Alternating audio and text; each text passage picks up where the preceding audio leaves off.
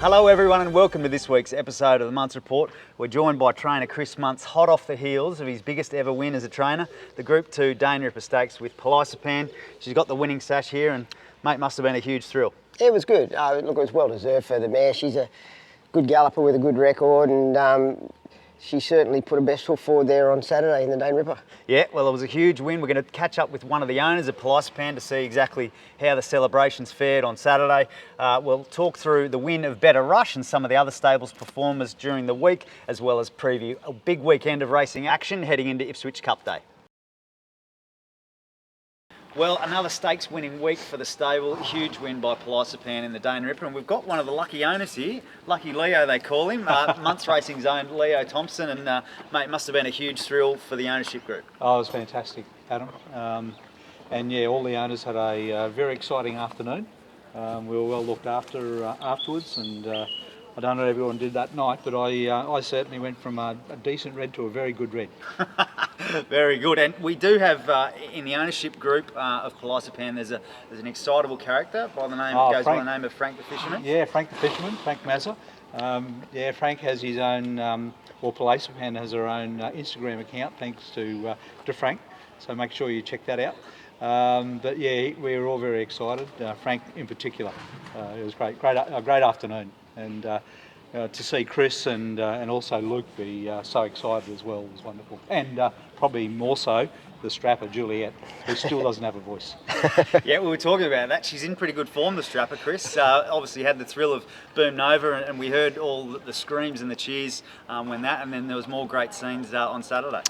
Yeah, then I think she cut loose on Saturday night too, which really put the icing on the cake. So I said, no wonder she hasn't got a voice on her, but no, it's been good for Juliet too, you know, and for the whole team, you know, the stable staff. They get up hard early, I should say, and work very hard, and you know, it's good to get the rewards like we all did on Saturday. And what about you from a personal level, mate? I mean, obviously we've made mention it's your first Group 2 winner, so on paper it's your biggest ever win. How does that compare with everything you've achieved in the game? Oh, look, it's a great thrill. There's no doubt, you know. And look, I didn't. It was just a matter of getting the right horse. I think I've been very blessed. I think to get a mare like Palacipan. You know, she sort of come out of the blue, and she's always shown us ability from day one. And you know, I think I'm more pleased for her that she's been able to sort of get a Group 2 win under her belt, which sort of rest assured she'll have a very good future for the rest of her life. Yeah, well, it's really justified your opinion. I remember earlier on in the carnival, we highlighted her as a runner to follow. You've always had an opinion of her, and even though she was sent out a big price, wasn't she, on Saturday? She certainly justified what you've thought of it. Yeah, and look, it was a big jump in class compared to the start before when she got beat. But I mean, I had no doubt she had genuine excuses. She was, you know, the track was a bit soft and was running at a pretty frantic pace, which I think came against her a mile, particularly the fact she'd missed a little bit of work with all the rain we've had. But she was very fit there Saturday. She was well drawn and well ridden, and yeah, the stars aligned. They certainly did. And Leo, we're just recalling when she was purchased from the Magic Millions sale. It was from the like a tried horse dispersal sale at the Magic Millions, and obviously you, not long after Chris saw something in her and decided to buy, you jumped in. I did. I've actually followed the views of Kathy a few times in the horses that I've been had with Chris, and so that was the main reason that Kathy thought that she was a good thing. So okay. I got involved. Yeah. Well done, Kathy. And Chris, what are your recollections of what you saw in her that made you want to buy her? I think the first thing was the say you think factor. At that time, like say you think, everybody had sort of there was a lot of anticipation about him, and he was a very good sire, but probably in the last 12 or 18 months he's really gone to another level. And I think that was probably one of the main things I've seen in her. And also the family touch of red, I'd sort of been associated with them, you know, when I was in Sydney with Gay and the Guri stud. So that sort of brought back a few memories as well of some good gallopers and that. And then when I had a look at her, I just thought, well, there's nothing wrong with her. She was a nice mare, and she was basically untried, and I was you know, prepared to sort of shell out $40,000 at that time, which now is cheap, and purchase her. Yeah, well, it's, the rest is history, isn't it? Yeah. So well done on identifying her. And you touched on the pride that, I guess you have and the stable has at such a big win like that. Does it also carry extra significance given it's, during the carnival you've had consecutive stakes winners, all the big guns are here from Sydney and Melbourne, and the stable's really been flying the flag and punching above your weight sort of thing every week. Yeah, we have. I mean, I'm very proud of the stable's performances this winter. Every runner we've had in town over the winters has raced very well. We don't have a stable full of I'm Invincibles or Pieros or, So You Think, so to speak. I've only got the one, but, the horses we've got, they've all raced very well.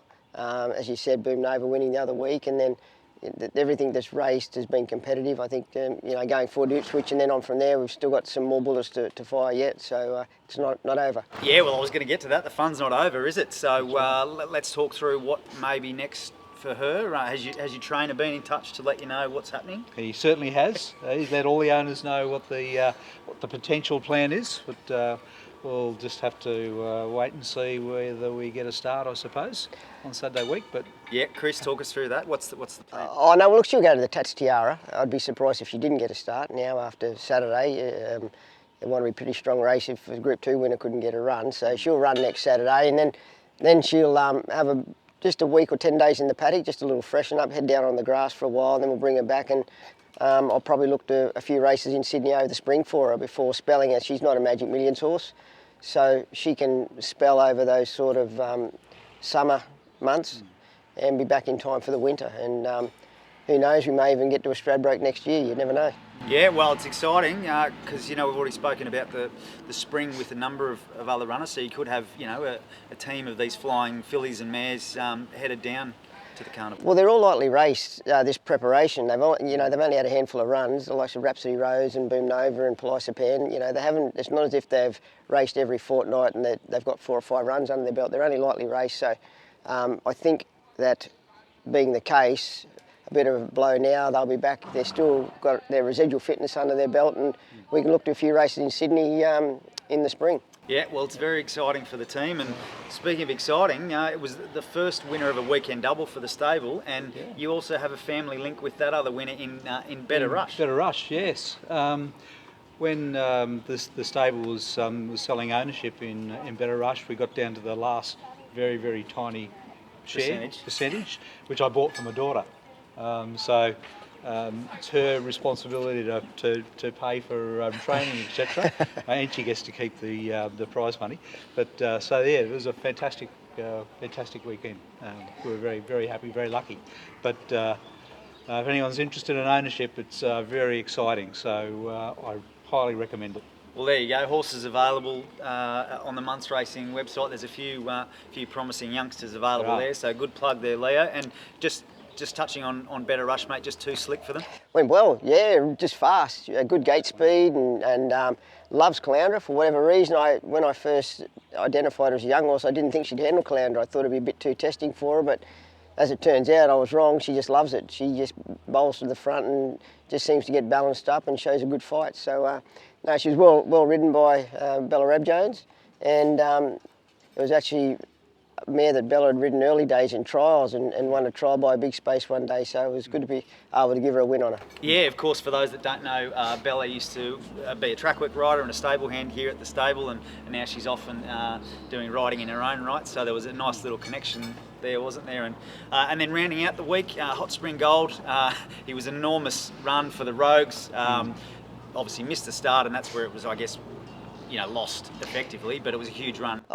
He went enormous, yeah. He was slow out, and then he sort of had to make a wide run on him on straightening, but he was only narrowly beaten, I think a head or whatever it was, a head or a neck, and his run was fantastic. So there's a win in him in not too distant future, and he's just a lovely horse.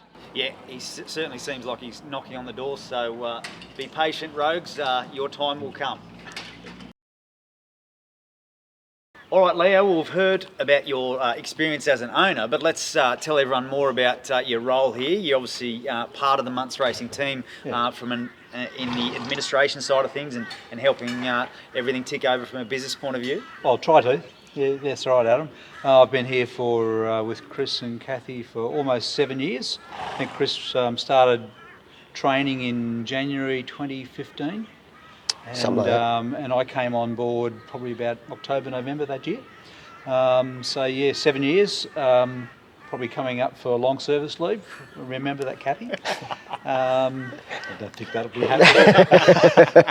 You bring your own long service leave here. Yeah, so I love the job. Very lucky to have fallen into it. I work from home mostly, but just communicating with Kathy and other members of the administrative team on a daily basis. Yeah, my role starts early on a Monday morning. We've got all the Monday's a big movement day, so it's important to let owners know where their horses have gone and you know, just how long they might be out for, that sort of thing.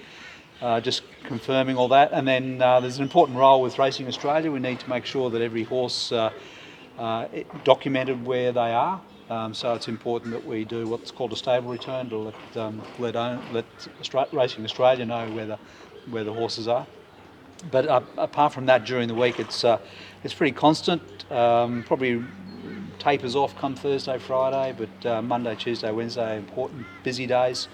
But yeah, my role is very much communicating with owners around the time of the sales. It's important to try and get ownership and people into taking ownership shares with us. So that's an important role.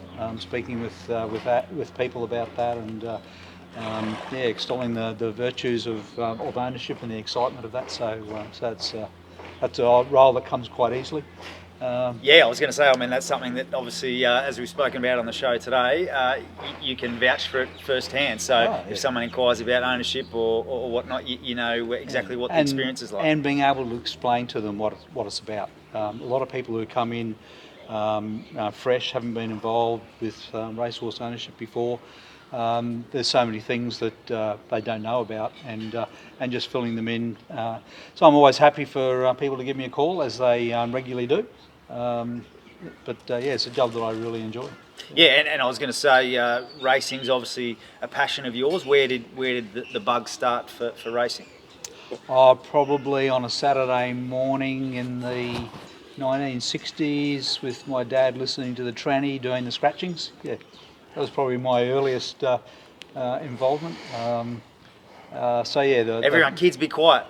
Scratchings. Very much so. But that was an important part of the day. Yeah, so I've enjoyed as a younger guy being involved with horses and having my first ownership probably in my 20s, and then yeah, with the family, sort of drifted away from it, and probably with working with Chris and Kathy and the team here, have come back, been more involved in the last 5, 6, 7 years. Yeah. Yeah, very good. And Chris, Leo's sort of, I guess, given a brief overview of what his roles are, but he's a bit of a jack of all trades, like many people are in the racing industry. You sort of have to wear a few different hats to help out. Yeah, definitely. I mean, you've got to think on your feet at times, and Leo's very good at that, and he takes a bit of pressure off me. I don't have to put up with Kathy then. When she doesn't want to ring me, she rings Leo.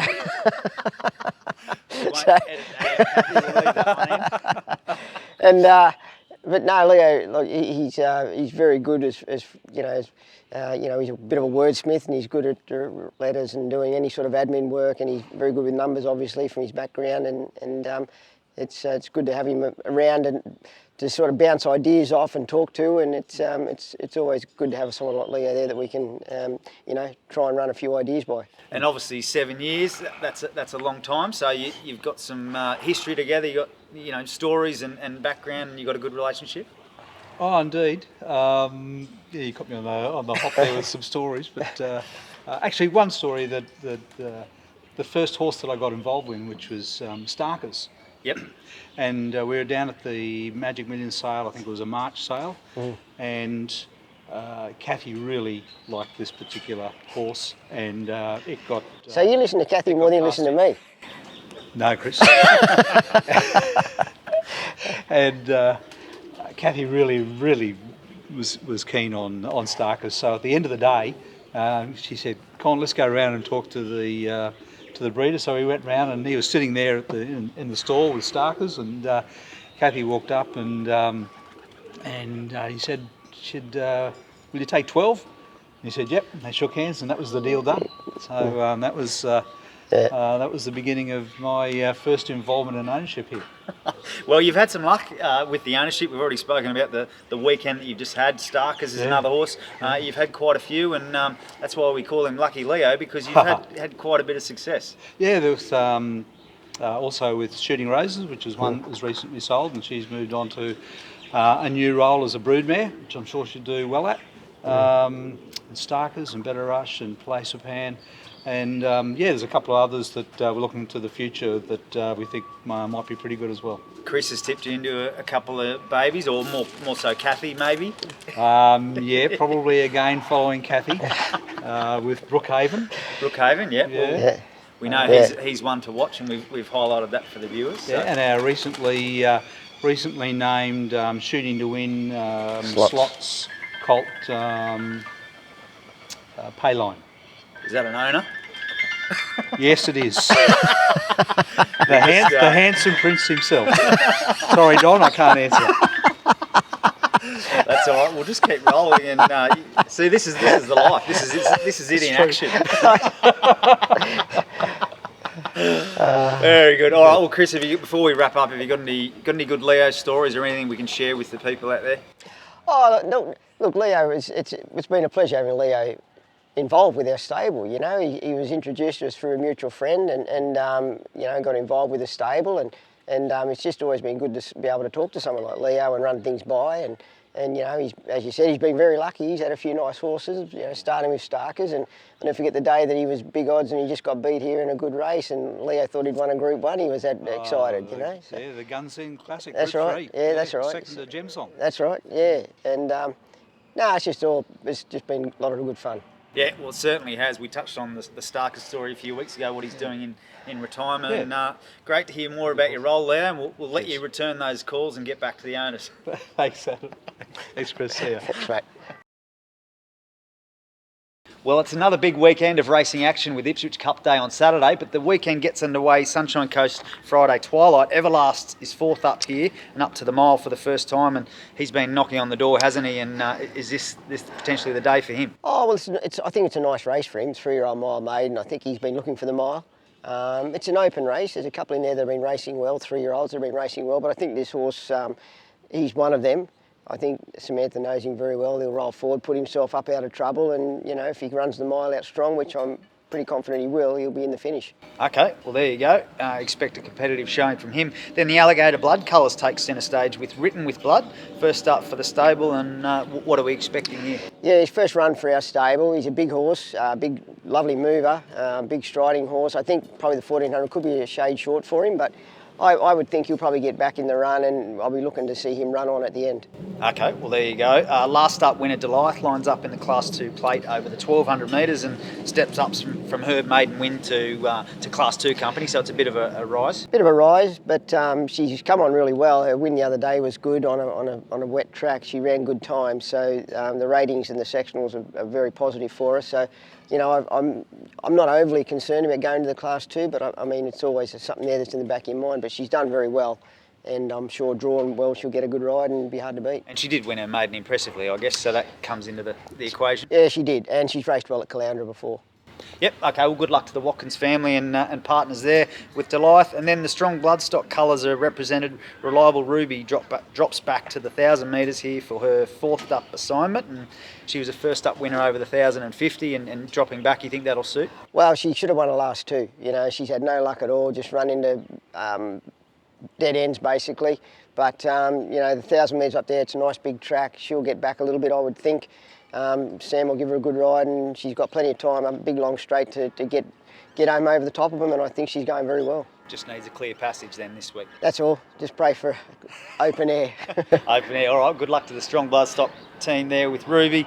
Ipswich Saturday, Bedini's Girl and Marisa Starr contest the $105,000 TL Cooney, which Palacipan won last year, the race that she won on her step up, and both in-form fillies. Bedini's Girl won 2 back, and second placings either side of that, and Marisa Star's a last start winner. Yeah, well, both, you're right, they're both improving mares. Bedini is going very well. I thought the race the other day she ran second in was quite a strong race. She led up and was just narrowly run down late, so she'll put herself up out of trouble.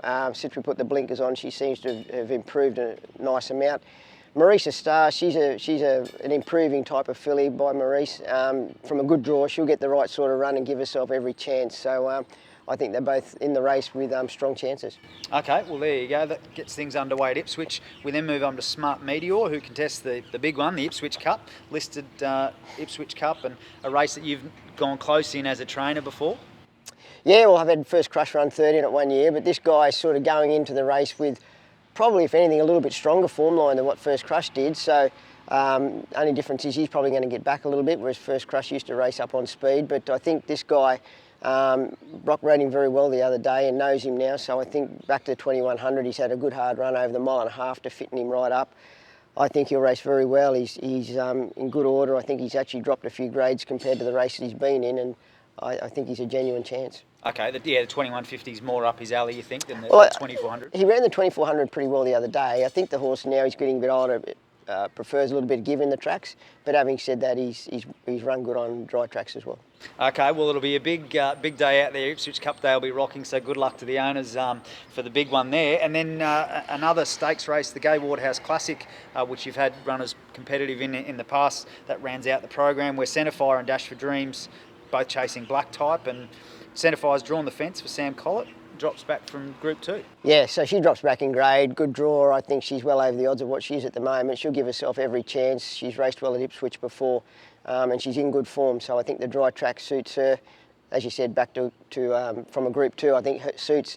Dash for Dreams, on the other hand, is flying, but she's just drawn a bit sticky.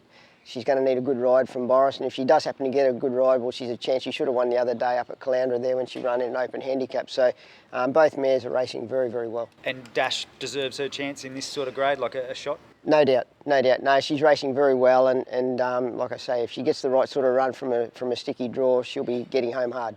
Okay, well they're the acceptors that we've got so far. We're recording this Thursday morning before acceptances for the provincial, so let's just quickly touch on those nominations. Toowoomba Saturday, Scoozy's Fly and Harmony Street are both entered for maidens.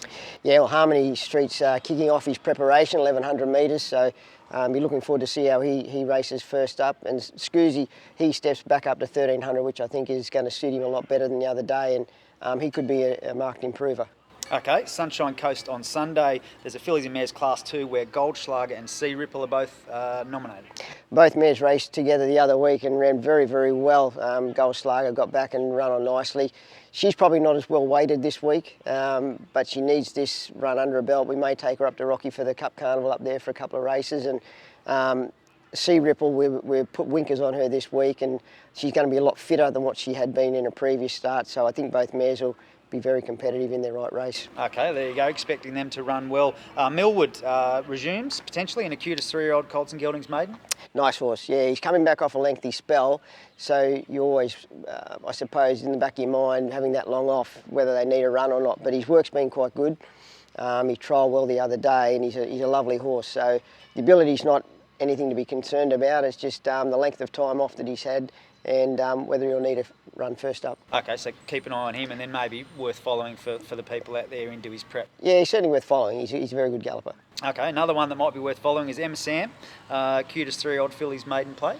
So we rode her quite the other day in the trial. She was a filly that was always going hard and not giving a lot, so we rode her back in the trial the other day, and I thought she finished it off very well. So Larry will ride her very similar on Sunday, and we'll look to get her out over 1300 in the next couple of starts. Okay, that's in the Harry Reid colours there, and then Handsome Prince is entered for a cutest 2-year-old maiden play.